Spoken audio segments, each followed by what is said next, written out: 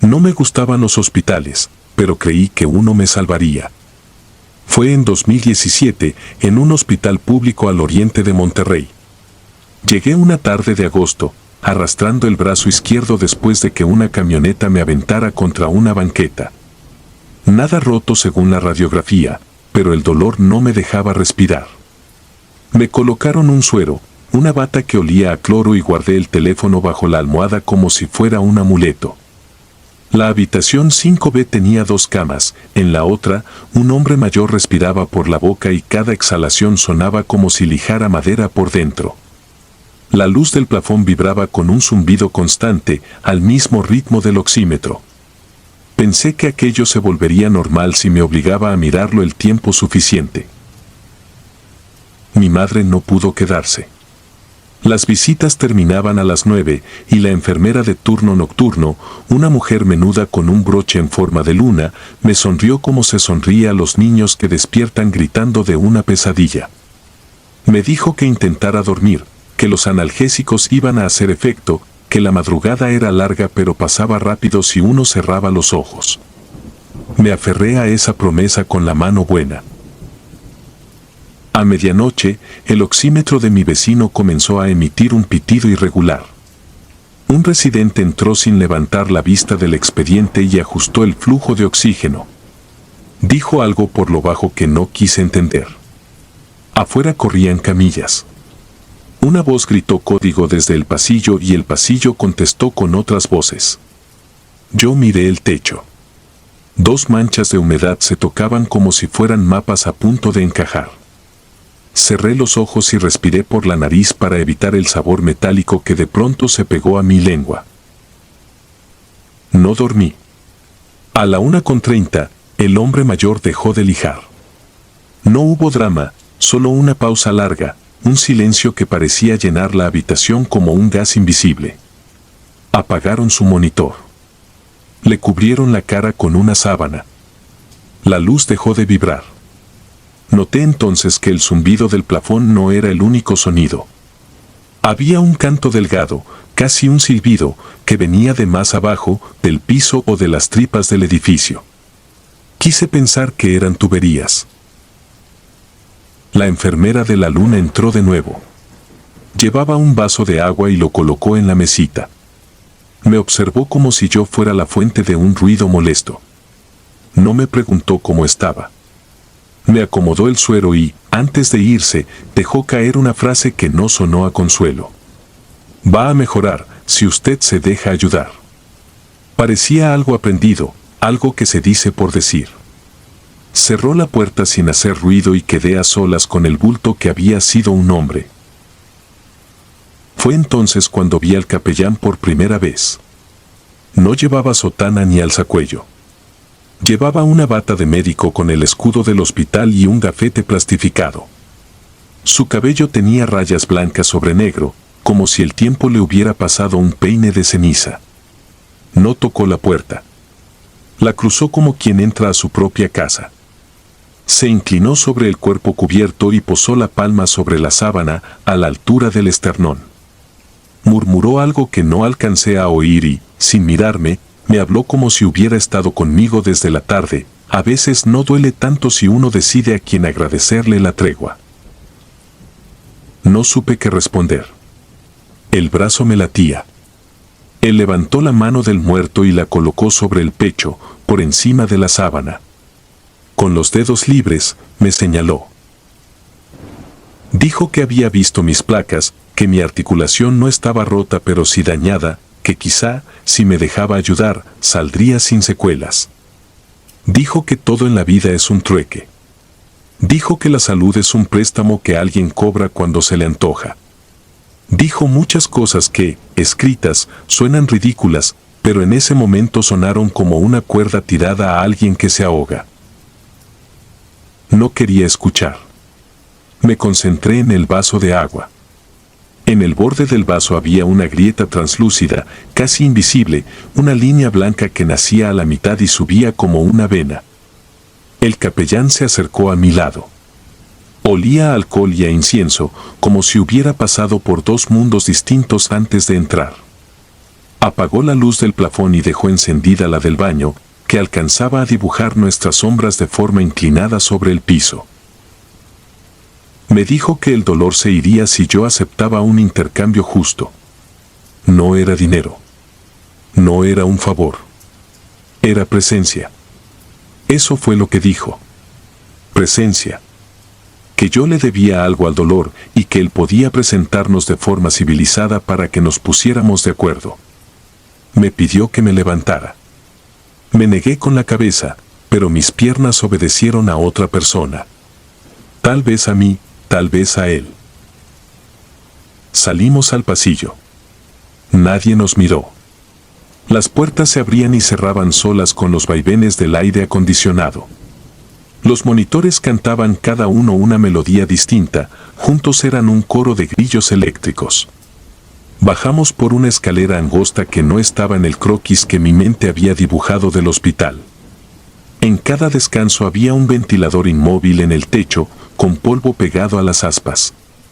Al llegar al nivel inferior, el olor cambió. Ya no era cloro. Era un aroma pastoso, mezcla de cartón mojado y flores que murieron hace 2 días. Entramos en una sala pequeña. No había pentagramas ni velas.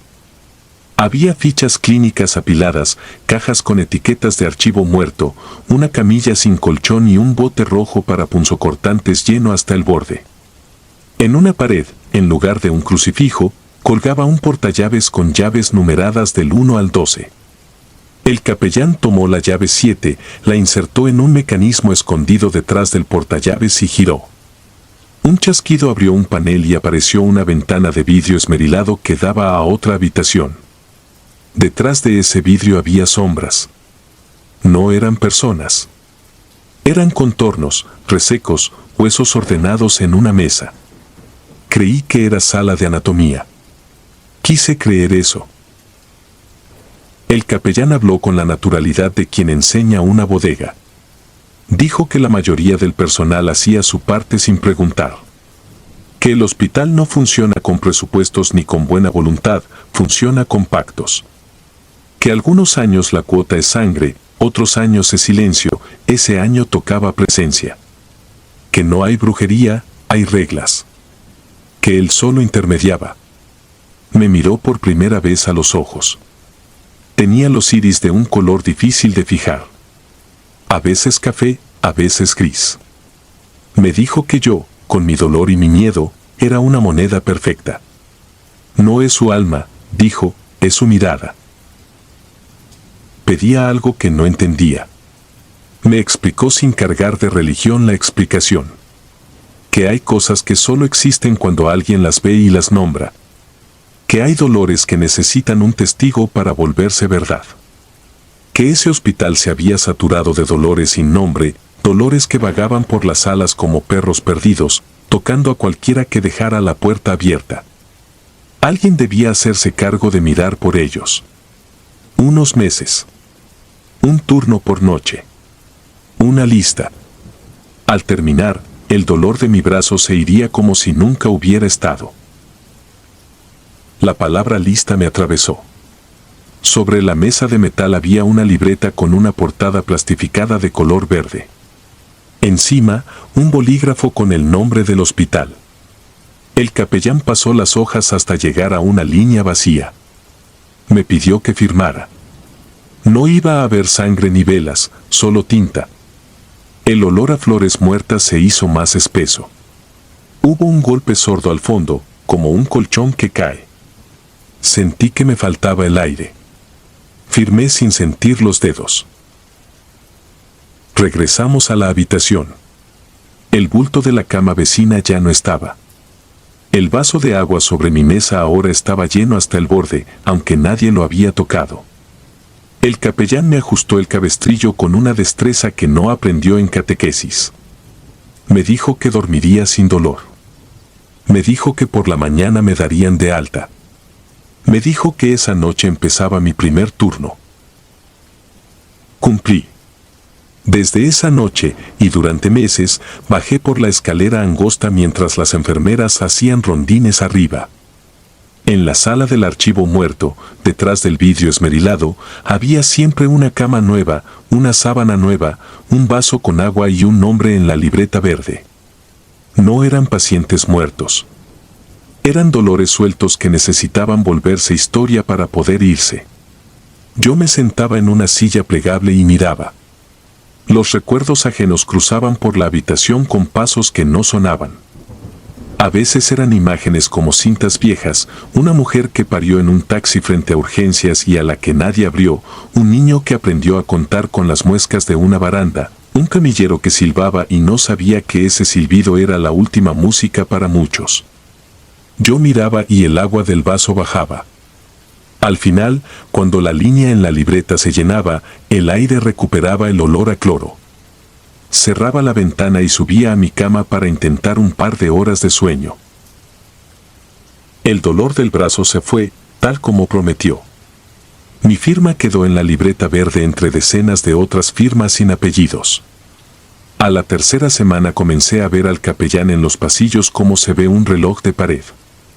Estaba siempre allí cuando uno no lo busca.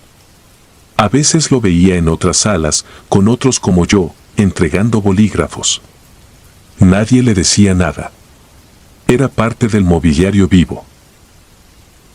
Una madrugada de noviembre, en el archivo, encontré mi propio nombre en la libreta.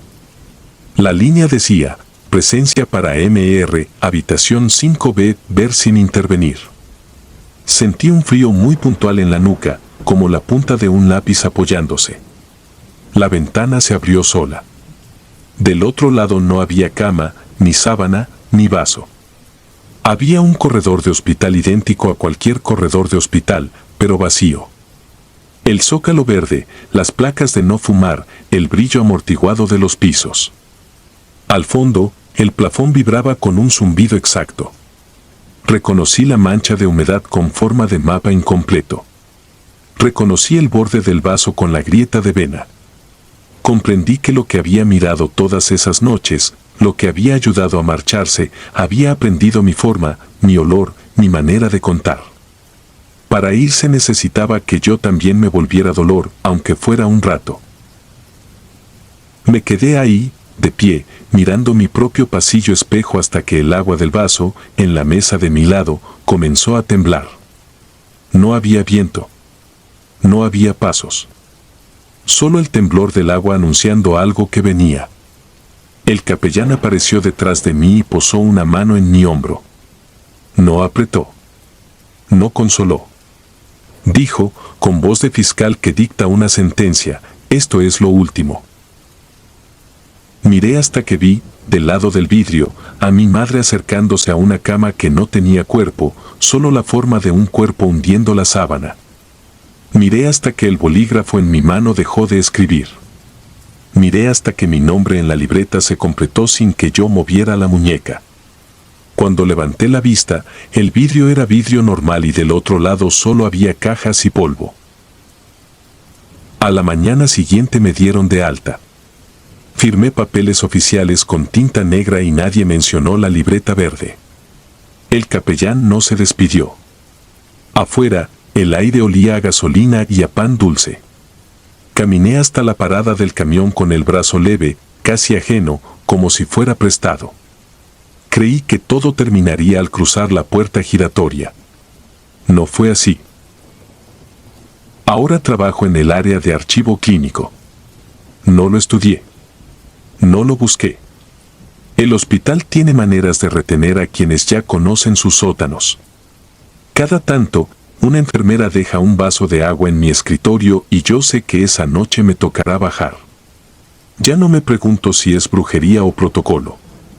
Ya no me interesa si el capellán es doctor, sacerdote o algo peor. Lo único que sé es que, desde que acepté mirar, el dolor de los otros encuentra salida más rápido. Lo único que temo es el día en que vuelva a leer mi nombre. Mientras tanto, lleno líneas. Cierro ventanas. Devuelvo llaves numeradas a su sitio. Y cuando alguien llega a la habitación 5B con miedo en la mano y dolor en la otra, le acerco un vaso con agua y le digo la frase que me dijeron, va a mejorar si usted se deja ayudar. Porque es verdad. Porque también es mentira.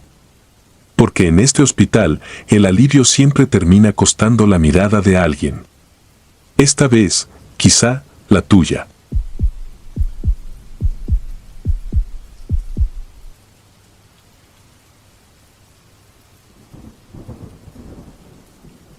Me llamo Ignacio y soy enfermero desde hace 9 años. A lo largo de mi carrera he trabajado en distintos hospitales, algunos modernos y bien equipados, otros viejos, oscuros y cargados de un ambiente que jamás se me olvidará.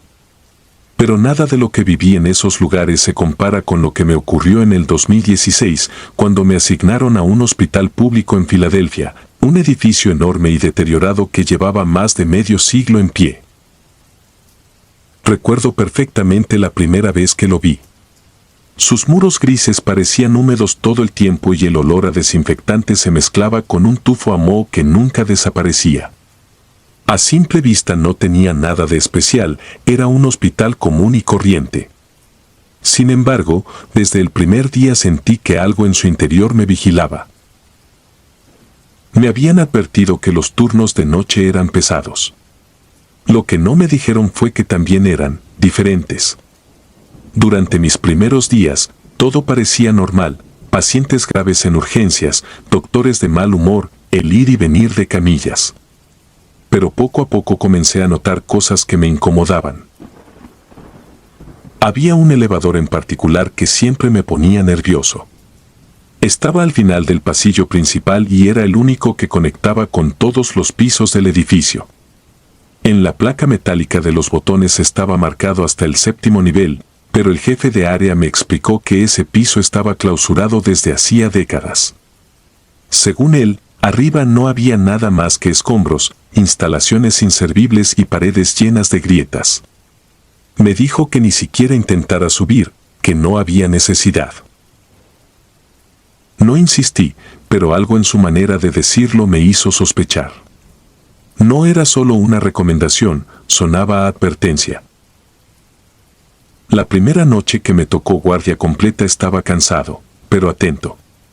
A eso de las 3 de la madrugada, cuando los pasillos se vuelven más silenciosos y los monitores parecen retumbar con más fuerza, escuché un sonido metálico proveniente del elevador.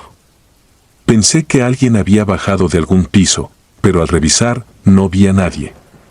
Lo inquietante fue que la luz marcaba el número 7. Me quedé paralizado, viendo cómo las puertas se cerraban lentamente y el elevador descendía hasta la planta baja. Corrí a alcanzarlo, convencido de que se trataba de un error del sistema. Pero cuando se abrió, estaba vacío. A partir de esa noche todo cambió. Comencé a escuchar pasos en los pasillos superiores, justo sobre nuestras cabezas, aunque se suponía que nadie debía estar ahí. Algunos pacientes afirmaban ver sombras en las ventanas del 7º piso. Yo trataba de no creerles, pero cada vez que tenía que pasar frente a ese elevador, mi piel se erizaba. Una madrugada, mientras revisaba el área de pediatría, vi a lo lejos a una mujer con bata blanca entrar en el elevador. Me extrañó porque era tarde y no había rondas médicas en ese momento. Caminé rápido, tratando de alcanzarla, pero las puertas se cerraron antes de llegar. Observé la pantalla y mi sangre se heló, el número 7 se iluminó. Decidí subir. Tal vez alguien se había metido por curiosidad y corría peligro. Cuando las puertas se abrieron, el aire que salió de ahí me golpeó como un puñetazo helado. No había luz más que la tenue claridad que daba el mismo elevador. Frente a mí se extendía un pasillo cubierto de polvo, con puertas viejas a cada lado. El silencio era tan profundo que podía escuchar los latidos de mi corazón. Di 2 pasos fuera del elevador y el suelo crujió como si hubiera pisado huesos secos. En ese instante escuché algo, un murmullo bajo, como varias voces hablando al mismo tiempo detrás de las paredes. Me quedé inmóvil, conteniendo la respiración. Las voces aumentaban, hasta que distinguí claramente un llanto infantil, desesperado, que resonaba en todo el pasillo. El instinto me decía que corriera, pero una parte de mí estaba atrapada en esa escena, sin poder moverme. Vi entonces algo moverse al final del pasillo. Era la misma mujer que había visto entrar al ascensor, solo que ahora su cuerpo estaba inclinado, como si tuviera la espalda rota, y caminaba arrastrando un pie. Retrocedí, pero mis piernas apenas respondían. Ella levantó la cabeza y vi su rostro. No era humano. Sus ojos estaban completamente negros y su boca se abría demasiado, mostrando encías sangrantes. Emitió un grito que no parecía de este mundo. Corrí hacia el elevador, presionando el botón con desesperación. Las puertas tardaron una eternidad en cerrarse. La mujer comenzó a avanzar más rápido, arrastrando sus pies y dejando un rastro oscuro en el suelo. Justo cuando el ascensor se cerró, escuché cómo golpeaba con fuerza las puertas metálicas. Bajé temblando hasta la planta baja. Cuando salí, estaba sudando frío. Nadie me creyó. Algunos colegas dijeron que el cansancio me estaba jugando una mala pasada, otros que tal vez era un sueño. Pero yo sé lo que vi. Durante las siguientes semanas, las cosas se intensificaron. Compañeros míos comenzaron a enfermarse sin razón, con dolores de huesos y fiebres extrañas. Algunos pacientes murmuraban que la mujer del 7º piso los visitaba en la madrugada. Había noches en que las alarmas de los equipos se disparaban todas al mismo tiempo, pero al revisarlos no tenían ninguna falla. Una vez, mientras revisaba un cuarto vacío, vi a un niño sentado en la cama. Pensé que se había perdido y me acerqué. Pero cuando lo tuve frente a frente, noté que sus ojos eran idénticos a los de la mujer, completamente negros. En un parpadeo, desapareció. Esa fue la gota que derramó el vaso.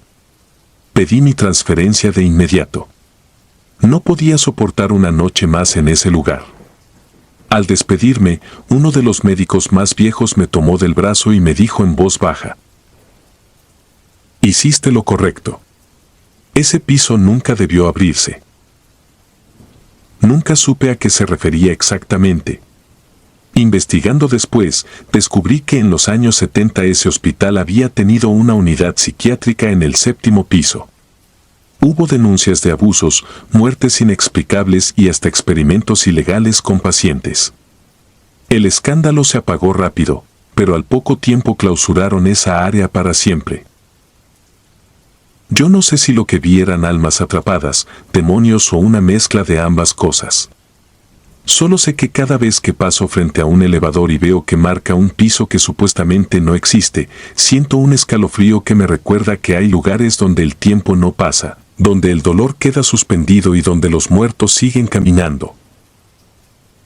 Ese hospital sigue funcionando. A veces me pregunto quién más habrá subido al 7º piso después de mí. Y sobre todo, me pregunto si algún día la mujer volverá a buscarme.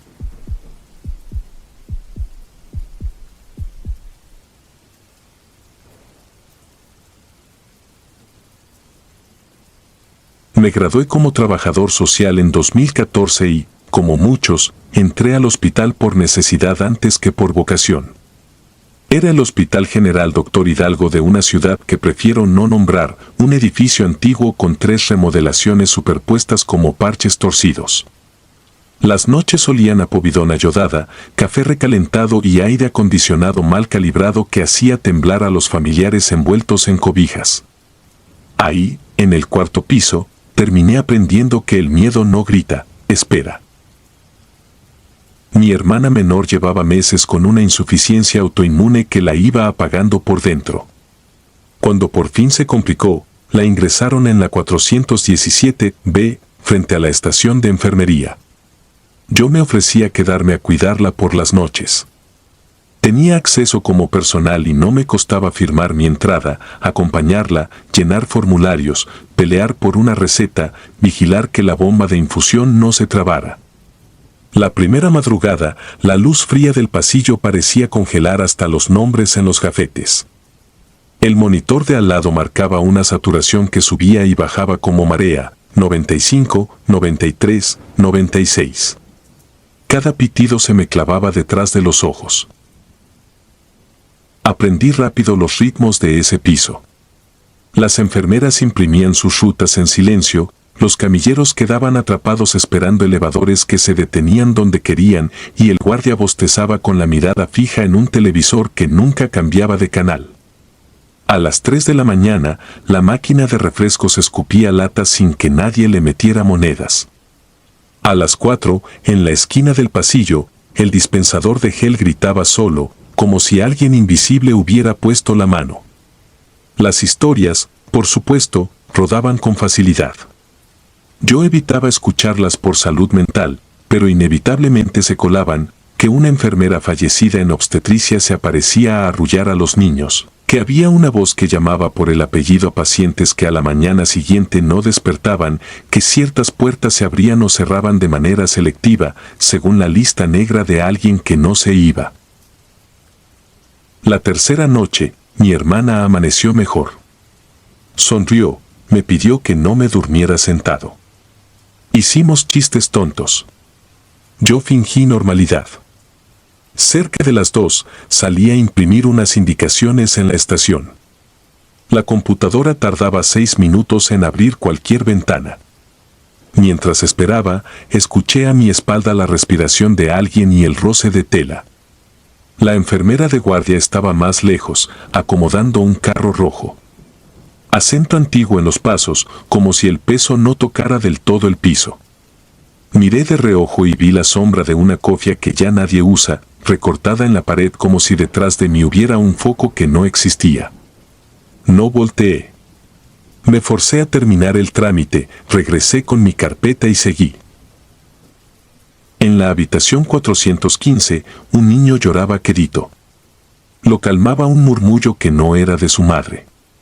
Quise pensar que era la tele de algún cuarto. Cerré la puerta de la 417B y me quedé a leer. A las 3, el frío se puso distinto, no de clima, sino de esos que anuncian un dolor de cabeza o un llanto inesperado.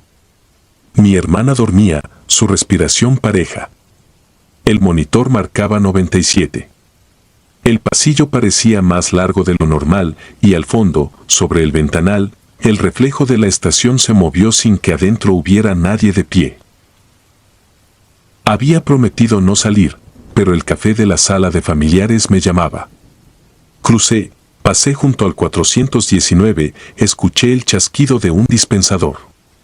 Me lavé las manos por inercia en el baño de personal.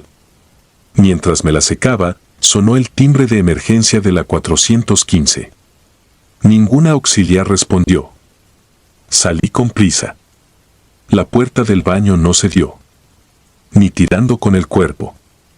No tenía pestillo, nunca lo había tenido. Empujé con el hombro. La chapa permaneció rígida, como si del otro lado alguien sostuviera el pomo con una calma infinita. Golpeé. El eco se tragó mi propio ruido. Del otro lado del pasillo, se oyeron los pitidos que todos tememos. Uno agudo, luego 2, luego el sostenido que a cualquier hora pronuncia una sentencia. Intenté meterte lógica, una cuña mal puesta, una dilatación térmica, una broma pesada. Respiré. Puse el oído en la puerta y escuché algo que tardé en reconocer, un arrullo, monótono, viejo, con palabras canceladas por el tiempo. El arrullo entró por la rendija como vapor y me paralizó el tórax. No vi nada, solo sentí. La tristeza detrás de ese absurdo canto me levantó náusea. El pitido cambió. Silencio. Entonces la puerta se abrió con la suavidad de siempre. Salí y el pasillo estaba vacío. Corrí a la 417B, medio consciente de que no quería mirar un monitor en línea recta. En la cama, mi hermana aún dormía. Su monitor estaba en 98. Le toqué la frente. Tibia. Le hablé. Movió la mano. Todo normal. Tragué saliva. Podía convencerme de que la alarma había sido otro cuarto. Aún así, salí a la estación. La enfermera revisaba un expediente en el 415. Le pregunté si había todo bien. Levantó la vista con una expresión que ya he visto en gente que carga con demasiados turnos, la mueca que no es miedo ni cansancio, sino resignación. Asintió sin hablar. A la mañana siguiente supe que el niño del 415 amaneció sin pulso a las 3:12. Causa: paro respiratorio. La saturación la noche anterior había sido perfecta. No quise indagar. Hice lo que hacen los cobardes que creen ser valientes, me inventé explicaciones, acusé a mis oídos, culpé a mi ansiedad. Esa tarde, durante el pase médico, escuché un apellido que no me pertenecía. Lo dijo alguien detrás de mí, con tono de lista. No sonó en mi oído, sonó dentro. Repetí para mis adentros que estaba cansado. Dejé el celular grabando sobre la mesa por si quien fuera se atrevía a poner voz en el aire. No quedó nada, solo el golpeteo del clima. La quinta noche tuve que firmar un consentimiento para aumentar dosis de inmunosupresores. El médico habló de beneficios, de riesgos, de porcentajes. Mientras él explicaba, yo contaba las baldosas rotas, los pasos erráticos de la camilla del fondo, el ventilador que no servía desde agosto porque nadie cambió una pieza. Al anochecer, la estación de enfermería se quedó solo con una persona. El elevador pitaba y no llegaba. Un auxiliar se quejó de un frío que le subía por los tobillos. La 420 pidió una cobija extra. Todo normal en la lista de anormalidades. Al baño regresé por rutina, no por necesidad. Algo en mí quería confirmar que lo de aquella madrugada había sido una gripe de conciencia. Me miré al espejo. Siempre me ha parecido que los espejos de hospital no devuelven a uno, devuelven al que debería estar. Me eché agua, escuché el metal del pomo. Lo toqué. Móvil. Abrí un poco. El pasillo brilló bajo la luz azulada de la madrugada y, al fondo, vi una figura blanca cruzar de un cuarto a otro sin ruido, sin peso, con la cofia de otro tiempo, el paso de quien trabaja por inercia y tristeza. Cerré. Respiré. Abrí de golpe para demostrarme que no había nadie. El pasillo estaba vacío. Lo juro. Regresé a la 417, B con la lengua seca. Mi hermana veía una película en el portátil. Reímos de algo absurdo. Ella dijo que en sueños alguien la peinó con una mano fría, que creyó que era yo, que luego ya no supo. No supe qué contestar. Le subí el volumen a la película con una urgencia pueril. Esa noche hice guardia con los ojos muy abiertos. A las 2:58 comenzó el desfile de pequeñas señales, el dispensador accionado, el carro rojo moviéndose medio centímetro solo, la máquina de refrescos rascando las tripas. El monitor de mi hermana se estabilizó en 97. El corazón me golpeaba el esternón como si quisiera gritar. A las 3:11, el pasillo se hundió en un silencio raro. No el de los aparatos, sino el del aire antes de una tormenta. La puerta de nuestra habitación se cerró sola, con esa dulzura que es más insulto que violencia. Quise abrir. La chapa estaba suave. Cedió. Di un paso y la puerta volvió a pegarse. La empujé de nuevo y esta vez no se movió. No había seguro. No había razón. Desde el baño cercano llegó el arrullo, ahora más nítido, con un timbre cansado, maternal y ajeno. Acerqué el oído a la madera, esperando escuchar pasos, pero lo que oí fue el desgarro de una persona que canta para no llorar. El monitor de mi hermana subió a 99. Luego 98. Luego 100, lo cual no tenía sentido. Me acerqué a su cama y vi, por el rabillo del ojo, que la sábana se alisaba sola en la esquina, como si unas manos invisibles estuvieran cuidando el pliegue. Le tomé la mano. Fría. Murmuré su nombre sin decirlo en voz alta. Ella abrió los ojos y preguntó con la mirada algo que no pude traducir. La bomba de infusión emitió un pitido breve y volvió a callar. La puerta seguía sin ceder. Escuché, como quien oye una orden en sueño, mi apellido. Detrás, muy cerca, dicho con una amabilidad que duele. El pitido largo llegó a las 3:13. Ese que no permite negación. El monitor dibujó una línea limpia. Intenté abrir la puerta y esta vez salió volando, golpeando la pared con un estruendo que nadie pareció escuchar. Corrí a la estación. La enfermera ya venía con el carro rojo. Hicieron lo que se hace. Yo me quedé en un rincón, apretando mi propia mandíbula, viendo cómo los protocolos siempre llegan tarde a la cita exacta del destino. A las 3:26 anotaron la hora. Causa probable, paro cardiorrespiratorio secundario a complicación medicamentosa. El médico me habló de riesgos, de porcentajes, de que a veces pasa. Asentí con la cabeza porque no tenía otro idioma. Quise denunciar algo que no sé nombrar. No hubo a quién. Al día siguiente pedí ver las cámaras. Nadie supo, nadie quiso, nadie pudo. Un guardia me dijo fuera del libreto que a su hija también se le cerró una puerta la noche que el abuelo dejó de respirar. Una enfermera me tocó el antebrazo y, sin hablar, me entregó una foto vieja dentro de una mica, una mujer de cofia, rostro cansado, barriga de 8 meses, mirada en dirección contraria al lente. El sello decía Servicio de Maternidad, 1987. Leí 2 apellidos que no olvido. Me guardé la mica un segundo y la devolví. Ella negó con la cabeza, empujándome la foto de vuelta, como quien le encarga a otro una desgracia. Me fui con la urna a un cementerio que no conocía. Meses después regresé al hospital para firmar renuncia.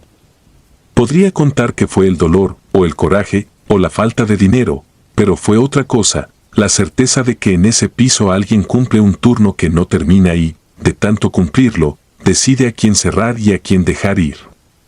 No culpo a nadie que respire. No quiero convencer a nadie que no estuvo ahí. Solo sé que la 417B sigue encendida algunas noches aunque esté vacía, que el dispensador se activa a las 2:58 como reloj, y que a las 3:11 la temperatura baja sin que el clima haga ruido. A veces, caminando por la calle, alguien dice mi apellido con esa voz de lista. Vuelvo la cabeza y no hay nadie. Pienso en la foto guardada en un cajón, en la cofia que ya no usan, en la puerta que se niega cuando más se la necesita. Me repito que no fueron fantasmas, que fue azar, que fue un fallo humano. Me lo repito hasta dormir. Y sin embargo, cada tanto, en el límite exacto del sueño, escucho un arrullo antiguo que no sé de quién consuela. Entonces abro los ojos para confirmar que mi puerta está abierta. Y juro que, por un segundo, no lo está.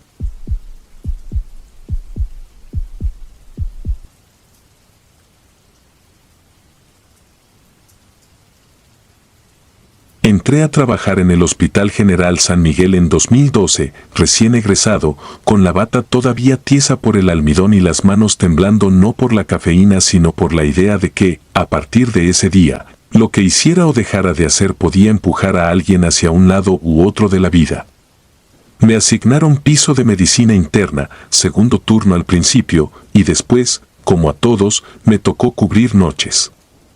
Aprendí rápido a distinguir alarmas con los ojos cerrados, la del monitor que se queja por una bradicardia, el pitido fino del saturómetro cuando el dedo está frío y miente, el ladrido breve de la bomba de infusión pidiendo purga. Aprendí a leer las bitácoras manchadas con clorexidina, a mover un carro rojo sin chocar con los botes amarillos, a cambiar una sonda Foley a oscuras con una lámpara de frente que hacía parecer cada procedimiento una escena submarina. Las primeras semanas fueron iguales a cualquier rutina en hospital, reportes de cama apurados, órdenes que bajaban de voz de médico con letra impronunciable, familiares con la mirada clavada en el suero buscando respuestas en gotas. Nada extraordinario. O mejor dicho, nada que no se pudiera explicar.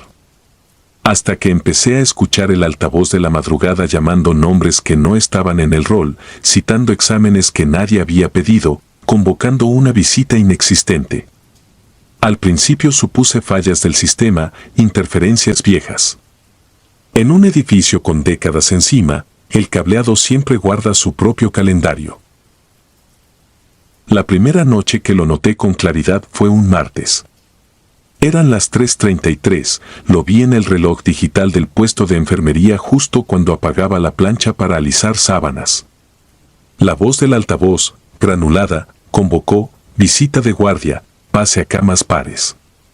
Me pareció extraño porque los pases de visita nocturnos no se anunciaban. Fui a verificar. El pasillo estaba vacío y frío como despensa. Acomodé almohadas, revisé catéteres, conté gotas. En la habitación 214, doña Rina, riñones malos, piel delgada como papel Biblia, me miró con una inquietud que intentaba disimular. Dijo que un médico estuvo ahí, parado en la puerta, como esperando. No tomó signos, no tocó el expediente, no habló. Solo la observó. Estaba seguro de que nadie había pasado, al menos nadie con pasos. Le ajusté la cobija, le di el analgésico y ella cerró los ojos con esa obediencia que a veces no es confianza, sino cansancio. La noche siguiente, a la misma hora, volvió el anuncio. No fue un comunicado limpio, sino un arrastre de frecuencias que, sin embargo, decía algo concreto: ronda, cirugía, cuarto piso. No tenemos cuarto piso, pensé con un reflejo infantil. En el ascensor el panel marcaba 0, 1, 2, 3 y sobre eso, un rectángulo ciego donde alguna vez hubo un 4. La madera de las paredes todavía guardaba un olor viejo, mezcla de desinfectante de otra época y humo. Salí del elevador, sacudí la idea cómo se aparta una telaraña. Los compañeros bromeaban. El hospital hace eso con todos, te inventa un apodo, un hábito, un fantasma. En la estación nocturna, alguien soltó que antes había un quirófano en otro piso, clausurado por un siniestro del que nadie hablaba. Que en ese incendio, decía la leyenda, se apagaron nombres y se encendieron voces sin dueño. No quise preguntar más para no regalarle espacio a la sugestión. Pero el rumor empezó a enredarse con lo que escuchaba. Una madrugada, ya con la luna rota en el patio de servicio, vi algo que no pude reubicar en ninguna lista de procedimientos. Estaba revisando los niveles de un paciente con sepsis cuando, a través del vidrio esmerilado de la puerta de 218, se dibujó una silueta en conjunto quirúrgico. No tenía el azul actual ni el verde gastado de urgencias, era un color difícil, entre gris y marino, como tela de uniforme antiguo. Se quedó quieta en el umbral, con las manos recogidas al frente, el cuello almidonado, el brillo de un estetoscopio que no sonaba. Di 2 pasos, abrí, y la habitación estaba vacía salvo por el paciente roncando y la bomba marcando su cuenta de siempre. En el pasillo, la corriente de aire tardío dejó vibrando el letrero de silencio. Fue una sensación física, no un susto de película, un descenso de temperatura en un tramo específico de corredor, un cambio en el olor, menos cloro, más éter, como si el tiempo hubiera escurrido en el piso, una conciencia abrupta de mi propia respiración bajo el cubrebocas. A las 3:33, la ronda volvió a anunciarse. No quise comentar nada, pero otros empezaron a hacerlo sin que yo preguntara. Un camillero dijo que en el hueco del elevador se había escuchado un choque de instrumentos.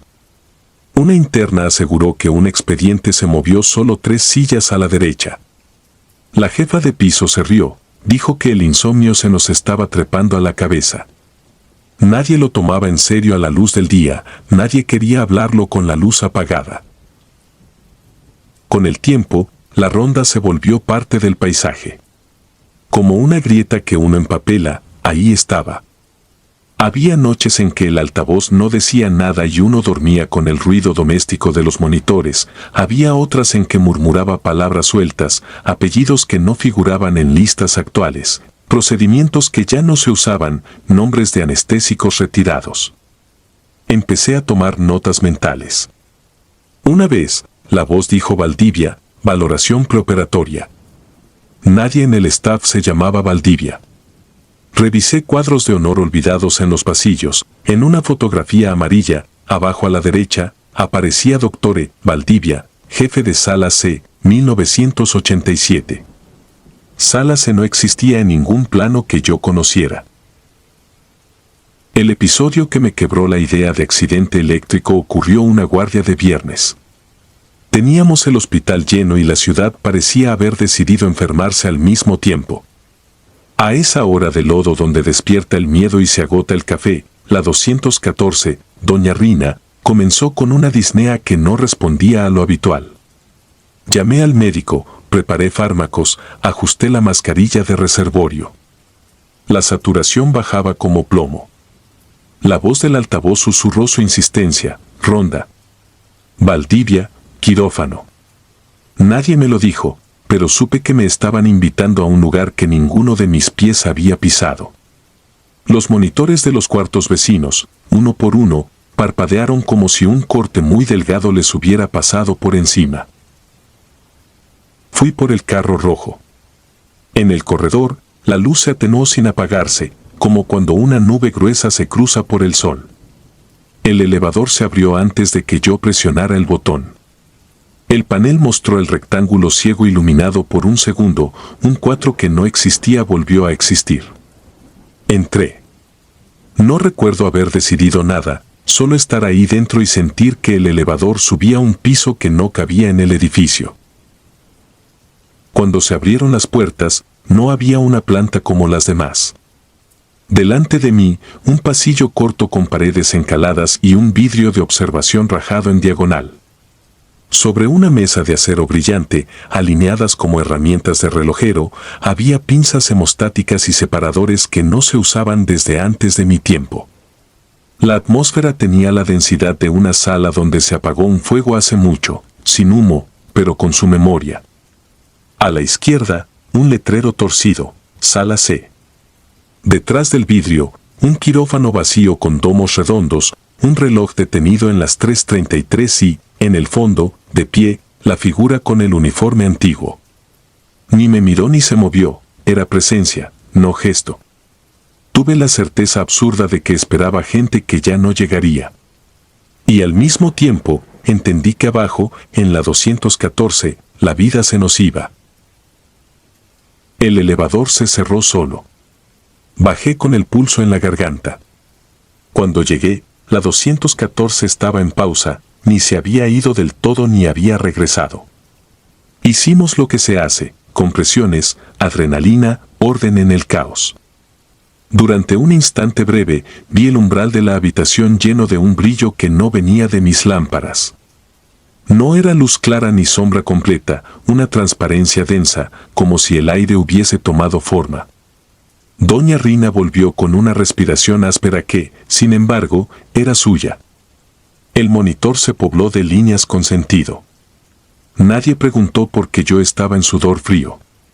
Guardamos el carro, recogimos guantes, anotamos en la bitácora las horas exactas como si anotarlas pudiera domarlas. Días después, con la curiosidad que deja un susto, busqué a archivo. Pedí carpetas viejas de quirófano. Encontré un reporte fechado el 18 de septiembre de 1987. Había un listado de procedimientos y, al final, un acta breve, seca, de un incidente eléctrico que dejó inservible una sala. En varias hojas, una firma repetida, Valdivia. Ningún drama escrito, ninguna confesión. Solo rúbricas y el lenguaje muerto de los informes. Pregunté por él a los más antiguos. Uno me dijo que murió fuera del hospital, que la vida a veces empuja hacia sus propios desfiladeros. Otro afirmó que lo trasladaron. Nadie coincidía, como si el nombre hubiera sido un sonido que el edificio se tragó. Me cambiaron de sede 2 años después. En otros pasillos, con otros focos y otros rumores, aprendí a no pelear con lo que no tenía nombre, a dejarlo pasar por el ojo de la noche como se deja pasar un viento. Creí que lo había dejado atrás. Hasta la madrugada en que, agotado, de guardia en urgencias de un hospital nuevo, la voz del altavoz hizo un amago de estatismo y dijo muy quedo, como quien cuenta una costumbre que no puede abandonar: ronda 3:33, miré el reloj. Adivina. Pensé en la madera del elevador, en el vidrio con la grieta diagonal, en un brillo detenido al fondo de una sala que ya no existe. Preparé la bandeja de curaciones, revisé que el carro rojo estuviera completo, apagué la plancha. Una sombra cruzó el vidrio de una puerta, sin cerrarla. No entró. No hizo falta. A veces, en los hospitales, el miedo no necesita moverse, ya está, con el peso exacto de quien pasa lista. Y uno aprende a trabajar con él, del mismo modo en que aprende a vivir con el sonido constante de un monitor que recuerda, golpe a golpe, que todo lo que vale la pena se sostiene en una línea que tiembla.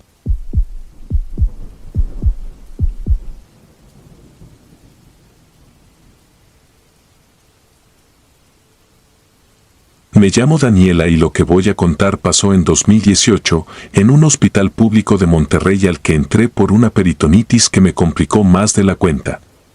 Habían sido días de fiebre, sueros y pasillos interminables con olor a cloro y sopa recalentada. A esa altura ya caminaba por mí misma, aunque despacio, con el abdomen tirante y la cabeza pesada. El cirujano que me recibió al ingreso se fue de vacaciones y me quedó un médico nuevo, joven, de sonrisa mecánica y ojos que no se detenían en la gente sino en las pulseras de plástico de las muñecas. Azul, verde, roja.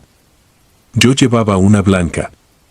No sabía entonces que ese color podía cambiar sin que yo lo notara. Las noches eran peores que los días. A partir de las 11, los pasillos se volvían un túnel frío donde el eco de un carro de curaciones sonaba como cadenas en el piso. No dejaban quedarse a nadie conmigo. Decían que eran políticas del hospital. Las enfermeras me caían bien, aunque la mitad del tiempo andaban corriendo y la otra mitad con una paciencia gastada que yo respetaba. Me aprendí los ritmos: a las 12 pasaban a revisar drenajes, a las 2 cambiaban sueros, a las 4 llegaba el camillero a llevar los desechos, a las 5 la señora de limpieza que barría pegada a la pared para no despertar a nadie. Con el cuerpo adolorido uno también aprende relojes ajenos. La tercera noche con el médico nuevo, los monitores del pasillo empezaron a dar picos de alarma. No era mi habitación, sino 2 puertas más allá. Me mantuve quieta, mirando el techo, sintiendo el roce del vendaje contra la piel. A la media hora llegó el médico, revisó mis signos y dejó una nota en una hoja amarilla que guardó en su bata. Se detenía a mirarme un segundo más del necesario, como si buscara una grieta. Me preguntó si había tenido mareos. Le dije que no. Alzó la mirada hacia la lámpara y me dijo que iban a cambiarme de sala por la mañana, que era mejor para mi recuperación. Asentí con esa docilidad que se aprende en un hospital, donde el cuerpo ya no es de uno y cada movimiento depende de otras manos. Me dormí tarde. El dolor bajó a punta de analgésicos y me quedé escuchando la ciudad apagarse detrás de esos muros de pintura lavada. A las 2:20 me despertó un sonido que no era del hospital. Era una vibración breve, como el zumbido de un teléfono en modo silencio.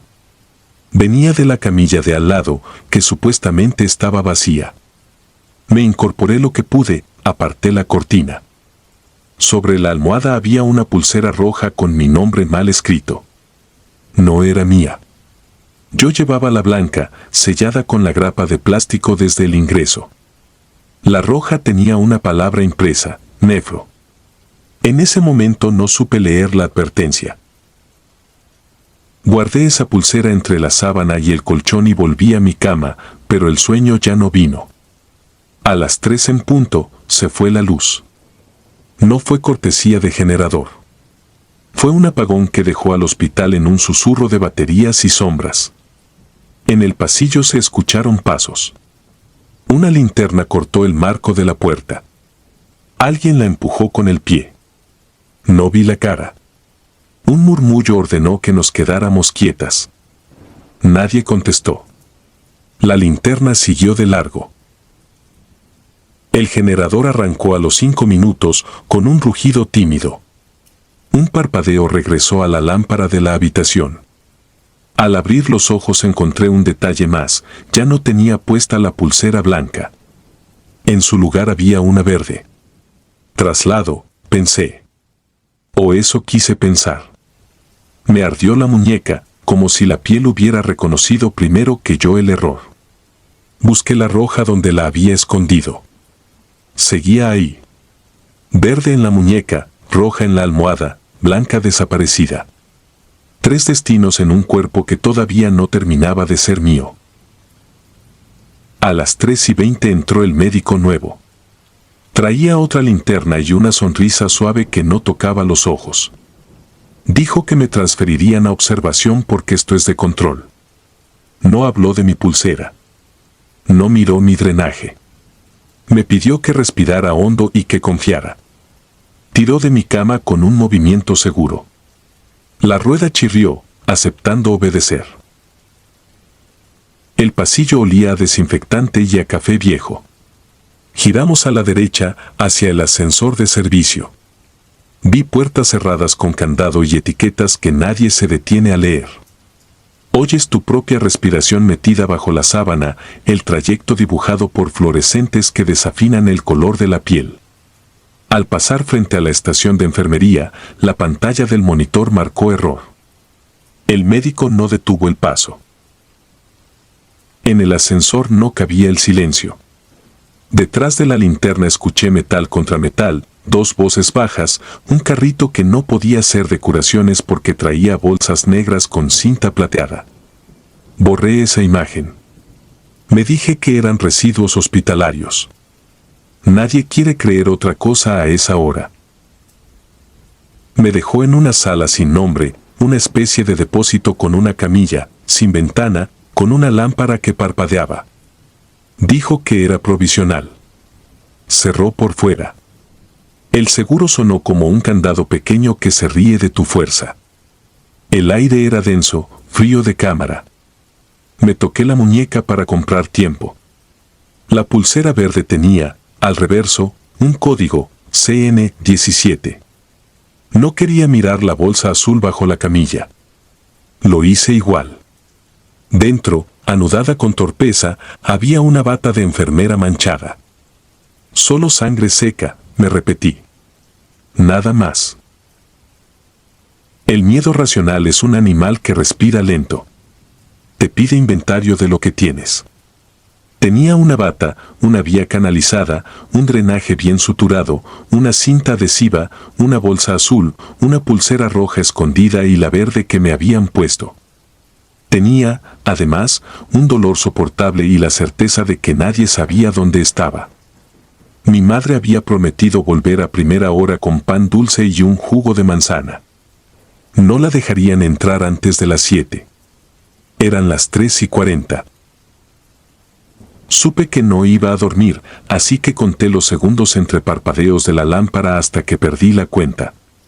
De la pared contigua llegaron sonidos finos, casi respiraciones. Me acerqué, con el drenaje tirando del abdomen, pegando el oído a la pintura helada. Reconocí el tic-tac de un reloj viejo y un sollozo ahogado.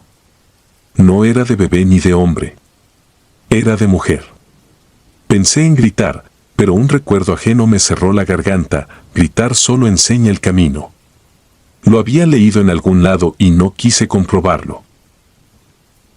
A las 4:10, la puerta se abrió sin ruido. Entró una mujer de cabello recogido, sin cofia ni identificación. Me miró como se mira una caja frágil. Traía una hoja en la mano. La linterna la golpeó de abajo hacia arriba y vi que la hoja no era mía. Decía otro nombre y otra edad.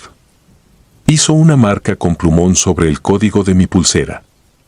CN17 se convirtió en CN13. Me tomó el pulso, no para cuidarme, sino para contarme. Dijo, sin decir, que el pulso obedecía. Salió sin cerrar con llave.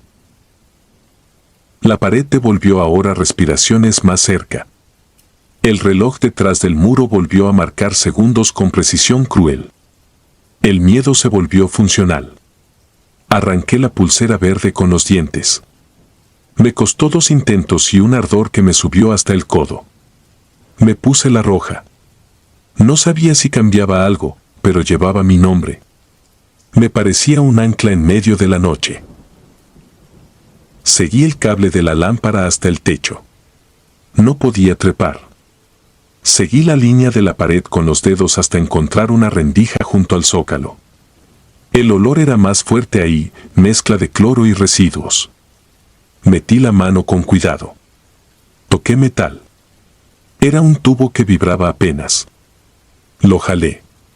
No se dio. Lo empujé. Se movió 1 centímetro y luego otro. El ruido fue suficiente para que algo del otro lado se detuviera.